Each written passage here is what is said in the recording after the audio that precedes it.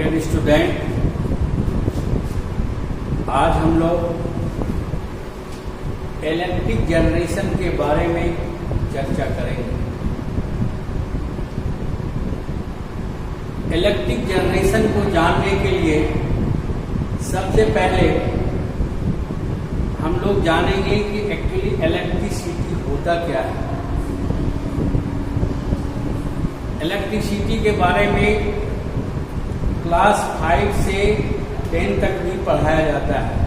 उसी के आधार पर हम लोग जानते हैं कि इलेक्ट्रिसिटी मुख्यतः दो प्रकार का होता है, स्टैटिक इलेक्ट्रिसिटी और दूसरा होता है करंट इलेक्ट्रिसिटी। स्टैटिक इलेक्ट्रिसिटी का हमारे देश में या पूरे विश्व में बहुत नहीं के बराबर ही व्यवहार होता है। मुख्य तौर पर करंट इलेक्ट्रिसिटी का ही पूरे विश्व में व्यवहार होता है और उसी करंट इलेक्ट्रिसिटी का जनरेशन कैसे होता है उसके बारे में आज हम लोग जानेंगे। करंट इलेक्ट्रिसिटी क्या होता है? वैसा इलेक्ट्रिसिटी जिसको हम किसी कंडक्टर के माध्यम से एक जगह से दूसरी जगह कहीं भी ले जा सकते हैं, उसे हम लोग करंट इलेक्ट्रिसिटी कहते हैं। करंट इलेक्ट्रिसिटी का जो जनरेशन होता है वह मुख्यतः 4 विधि के द्वारा किया जाता है। पहला है बाय केमिकल एक्शन, यानी केमिकल एक्शन के द्वारा, रिएक्शन के द्वारा भी इलेक्ट्रिसिटी उत्पन्न किया जाता है। जैसे बैटरी हुआ, सेल हुआ, ये सब में इसके द्वारा जो उसमें भी विद्युत उत्पन्न होता है, वह जो विद्युत है वह करंट इलेक्ट्रिसिटी ही विद्युत उत्पन्न होता है। इसलिए पहला जो हो गया विधि वह उसको बोलते हैं हम लोग बाय केमिकल एक्शन। इसके द्वारा बहुत अधिक हाई मात्रा में इलेक्ट्रिसिटी उत्पन्न नहीं किया जा सकता है। छोटे मोटे कार्य के लिए हम लोग बाय केमिकल एक्शन विधि द्वारा विद्युत उत्पन्न करते हैं।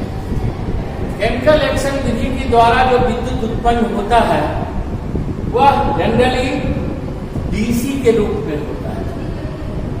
दूसरा विधि है by thermocouple injection. Thermocouple injection क्या है? आप लोग फिजिक्स में भी पढ़े होंगे कि जब दो अलग अलग धातु के एक एक सिरे को एक साथ ट्विस्ट करके उसको जब किसी आग की भट्टे में गर्म करते हैं तो उस दोनों धातु से जो है दूसरे किनारे में अगर हम लोड देंगे, बल्ब छोटा जलाएंगे तो उसमें करंट प्रवाह होने लगता है। तो यह जो क्रिया होता है उसमें भी विद्युत उत्पन्न होता है और इसलिए इसको हम लोग बोलते हैं थर्मोकपल इंजेक्शन मेथड। इस विधि के द्वारा हमारे अधिक जो स्टील वगैरह फैक्ट्री है जहां बहुत अधिक हाई हीट पर जो है जॉब को गर्म किया जाता है, तो जॉब के हीट को उतना हीट को थर्मामीटर के द्वारा नहीं नापा जा सकता है।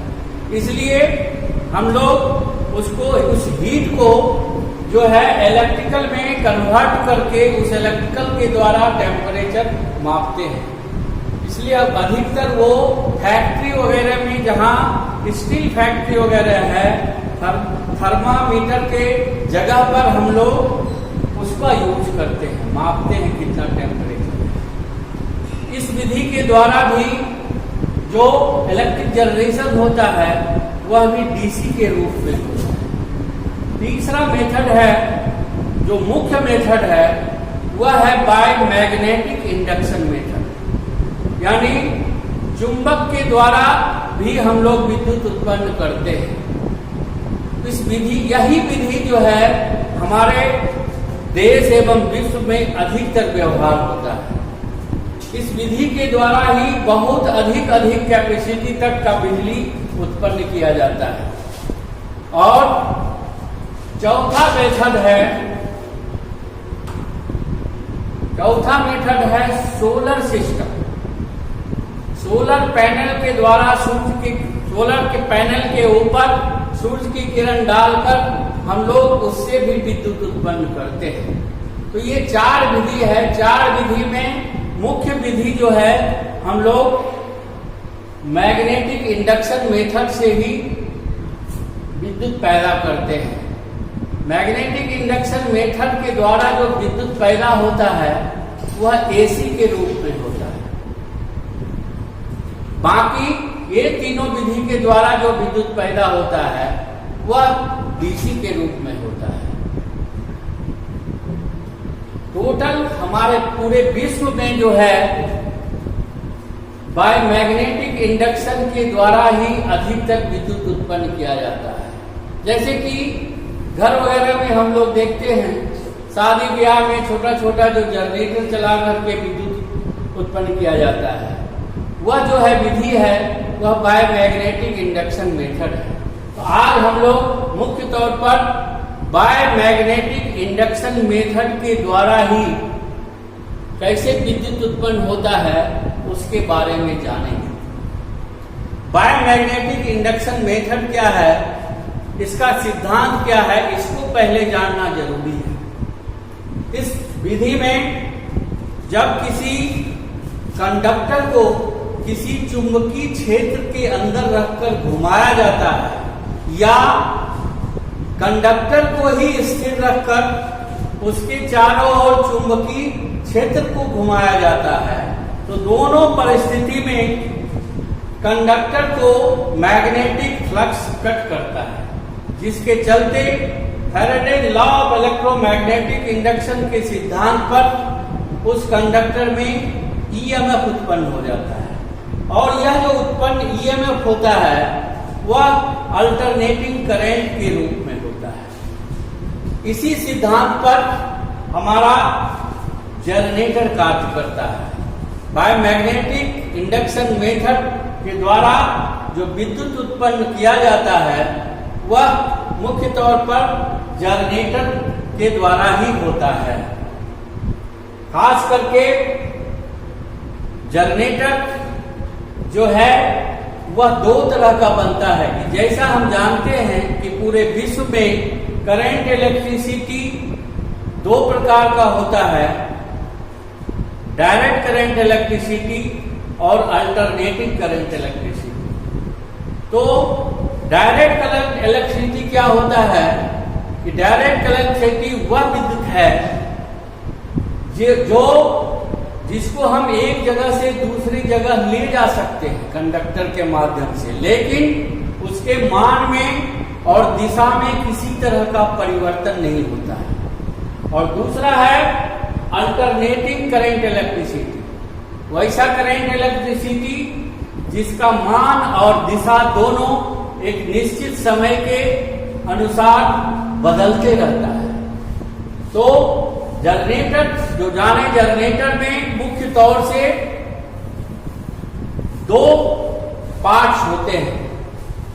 एक चुंबकीय क्षेत्र बनाने वाला पार्ट जिसको मैग्नेटिक फील्ड बोलते हैं, और दूसरा कंडक्टर जिसमें विद्युत उत्पन्न होता है उसको कंडक्टिंग पार्ट बोलते हैं। जनरेटर में मुख्य तौर से हम लोग जो स्थिर पार्ट्स होता है उसको स्टेटर पार्ट्स बोलते हैं, स्टैटिक पार्ट्स बोलते हैं, और जो पार्ट्स घूमता है उसको रोटेटिंग पार्ट्स बोलते हैं। जनरेटर में आर्मेचर एक कंडक्टर रूपी जो है वह साधन है, यानी आर्मेचर जो होता है उसमें कंडक्टर रहता है, और स्टिक पार्ट्स जो है, स्टैटिक पार्ट्स जो है वह फील्ड में कॉइल के रूप में रहता है। तो जनरेटर अगर किसी चुंबकीय क्षेत्र जो जनरेटर बनता है उसमें चुंबकीय क्षेत्र बनाने के लिए या तो इलेक्ट्रोमैग्नेट का व्यवहार करते हैं या परमानेंट मैग्नेट का व्यवहार करते हैं, लेकिन कंडक्टर जो घूमता है उसमें आर्मेचर रहता है, उसमें वाइंडिंग किया जाता है। उस आधार पर जनरेटर दो प्रकार का बनता है। मैग्नेटिक क्षेत्र बनाने के आधार पर जनरेटर मुख्य तौर से दो प्रकार का बनता है। पहला हो गया permanent magnetic field type generator और दूसरा होता है electromagnetic field type generator. Permanent magnetic field type generator में उसके स्टेटर में अस्थायी चुंबक परमानेंट मैग्नेट रख दिया जाता है और उसी के बीच में आर्मेचर रखा जाता है। पर चुंबक के द्वारा हम जैसा जानते हैं N और S पोल के बीच चुंबकीय फ्लक्स निकलता है और वह चुंबकीय फ्लक्स उसके अंदर जो रोटर रखा होता है उसको घुमाया जाता है, उसके रोटर को कंडक्टर को कट करता है आर्मेचर को, इसलिए उस आर्मेचर में ईएमएफ उत्पन्न हो जाता है। यह जो ईएमएफ उत्पन्न होता है वह एसी के रूप में होता है। तो इस तरह हम जाने कि वह जो है परमानेंट मैग्नेटिक जनरेटर में खास करके मैग्नेट का जो चुंबकीय क्षेत्र जो बनाने वाला पार्ट्स है उसमें परमानेंट मैग्नेट रखा जाता है। इस विधि के द्वारा चूंकि परमानेंट मैग्नेट है उसके चुंबकीय फ्लक्स को कम और अधिक नहीं कर सकते हैं, इसलिए इसका अधिकतर व्यवहार जो है छोटे छोटे जनरेटर में यूज किया जाता है। जैसे साइकिल वगैरह में डायनमो जो बोलते हैं साइकिल वगैरह में उसमें जो जनरेटर वह भी जनरेटर है, लेकिन वह जो है permanent magnetic field type generator होता है। लेकिन हमारे पूरे भारत और विश्व में पूरा इंडस्ट्री जो है इलेक्ट्रिकल में चलता है, इसलिए बड़ा बड़ा जनरेटर जो बनता है अधिक कैपेसिटी का उसमें इलेक्ट्रोमैग्नेटिक फील्ड टाइप जनरेटर बनता है। इलेक्ट्रोमैग्नेटिक फील्ड टाइप जनरेटर में फील्ड के लिए जो है इलेक्ट्रिक बाहर से देते हैं उसमें डीसी सप्लाई, उसका मान हम कम और अधिक कर सकते हैं, यानी फ्लक्स का जो है मात्रा हम उसको घटा सकते हैं बढ़ा सकते हैं। इसलिए इस तरह का विधि का जो है इलेक्ट्रोमैग्नेट टाइप जनरेटर जो होता है अधिकतर पूरे विश्व में बड़े बड़े कैपेसिटी का जो बनता है इलेक्ट्रोमैग्नेट फील्ड टाइप जनरेटर ही बनता है। इलेक्ट्रोमैग्नेटिक फील्ड टाइप जनरेटर में मुख्य तौर पर दो पार्ट्स होते हैं, एक फील्ड वाइंडिंग और दूसरा होता है आर्मेचर। फील्ड वाइंडिंग में डीसी सप्लाई देते हैं इसलिए वह इलेक्ट्रोमैग्नेट बन जाता है और आर्मेचर जो है वह कंडक्टर होता है, या तो उसको घुमाएंगे मैग्नेट को स्थिर रखेंगे इलेक्ट्रोमैग्नेटिक को, या कंडक्टर को अगर स्थिर रखते हैं तो फील्ड को ही घुमाएंगे। तो दोनों अवस्था में इलेक्ट्रोमैग्नेट से जो चुंबकीय फ्लक्स निकलेगा वह कंडक्टर को कट करेगा, आर्मेचर के कंडक्टर को कट करते रहेगा, जिससे घूमते हुए अवस्था में वह जो है उस कंडक्टर से ईएमएफ उत्पन्न होते रहेगा और वह उत्पन्न ईएमएफ जो होगा वह एसी के रूप में होगा। यही है इलेक्ट्रिक जनरेशन। इसी विधि पर हम लोग अधिक चर्चा करेंगे। खास करके इलेक्ट्रिक जनरेशन जो होता है एक अलग जगह पर होता है, कहीं घनी आबादी में उसको नहीं बनाया जाता है। इलेक्ट्रिक जनरेशन में जैसा जानते हैं कि जनरेटर को अगर हम घुमाएंगे तभी वह विद्युत पैदा करेगा, तो उस घुमाने के साधन जो होते हैं उसी के आधार पर generating station, electric generating station का नाम रखा जाता है। जैसे पहला है hydel power station. Hydel power generating station क्या होता है?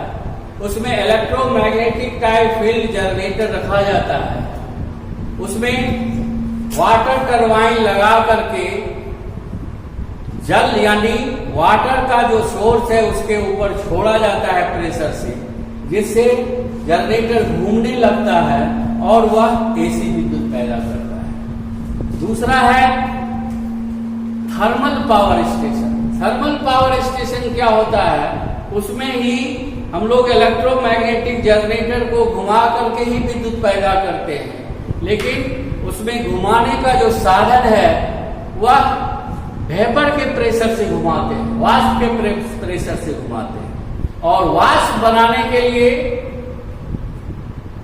उस जनरेटिंग स्टेशन में पानी को गर्म करके वाष्प बनाया जाता है। तो पानी को जो गर्म किया जाता है, जिससे हीट जो पैदा करते हैं, उसमें कोल का इस्तेमाल किया जाता है, इसलिए उसका नाम थर्मल पावर स्टेशन रखा गया है। तीसरा होता है electric generating station nuclear power station. Nuclear power station में भी जनरेटर को घुमा करके ही विद्युत पैदा किया जाता है और बहुत अधिक मात्रा में ये सबसे विद्युत पैदा होता है। इसलिए जनरेटर के घुमाने का जो साधन है, उसी साधन के आधार पर उसका जनरेटिंग स्टेशन का नाम रखा गया है।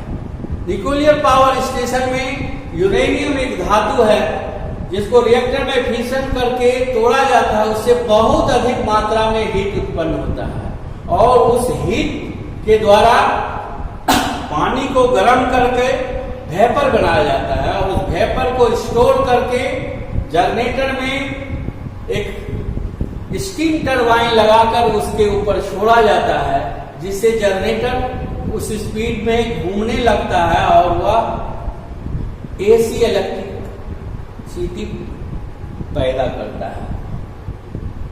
चौथा है solar power system. Solar power generating station में क्या होता है कि एक सोलर पैनल बना हुआ होता है, जिसके ऊपर सूर्य की किरण को छोड़ा जाता है।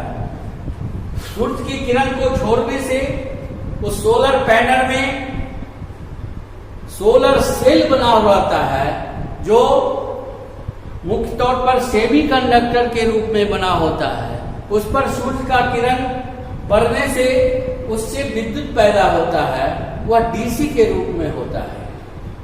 आजकल अधिकतर सोलर सिस्टम भी व्यवहार होने लगा है, लेकिन सोलर सिस्टम में एक ऐसा है कि जब तक धूप नहीं लगेगा वह विद्युत पैदा नहीं करेगा। सूर्य का किरण जब तक उस पर नहीं पड़ेगा सोलर पैनल पर, वह विद्युत पैदा नहीं करेगा। इसलिए सोलर सिस्टम अभी तक में बहुत कम यूज होता है, जबकि मैग्नेटिक जो इलेक्ट्रोमैग्नेटिक इंडक्शन मेथड है जनरेटर द्वारा मुख्य तौर पर इसी तरह का जो है इसी विधि द्वारा इलेक्ट्रिक जनरेशन किया जाता है। आज का डिस्कशन यहीं पर समाप्त करते हैं। नेक्स्ट क्लास में हम लोग इलेक्ट्रोमैग्नेटिक इंडक्शन के सिद्धांत पर जो विद्युत पैदा जो जनरेटर बनता है उसके बारे में